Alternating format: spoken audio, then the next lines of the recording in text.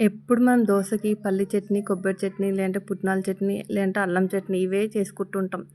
అప్పుడప్పుడు చట్నీలు కూడా మార్చితే టిఫిన్ కూడా చాలా బాగుంటుంది కదా! సో, అందుకే ఈరోజు నేను దోసకి దొండకాయ ఇంకా టమాటా వేసి చట్నీ అయితే చేస్తున్నాను. ఫస్ట్ నేను 2 టేబుల్ స్పూన్ ఆయిల్ వేసుకొని పచ్చికాయలు వేసుకున్నాను.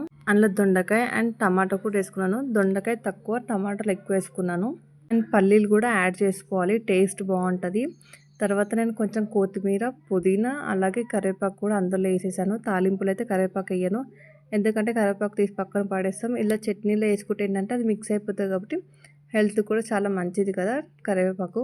అందులోనే ఇంత పసుపు, ధనియాల పొడి ఇంకా ఉప్పు కూడా యాడ్ చేసుకున్నాను. ధనియాలు అంటే డైరెక్ట్ ధనియాలు వేసుకోండి, నా దగ్గర ధనియాలు లేవని ధనియాల పౌడర్ అయితే వేసుకున్నాను. అది మూత పెట్టుకొని ఉడికించుకున్నాక కొంచెం వాటర్ అయితే ఉంటుంది, హై ఫ్లేమ్లో వాటర్ని ఇంకేదాకా ఉడికించుకోవాలి. ఈ చట్నీలకి మెయిన్ ఏంటంటే పోపులో ఆయిల్ ఎక్కువ ఉంటే చట్నీ కూడా బాగుంటుంది.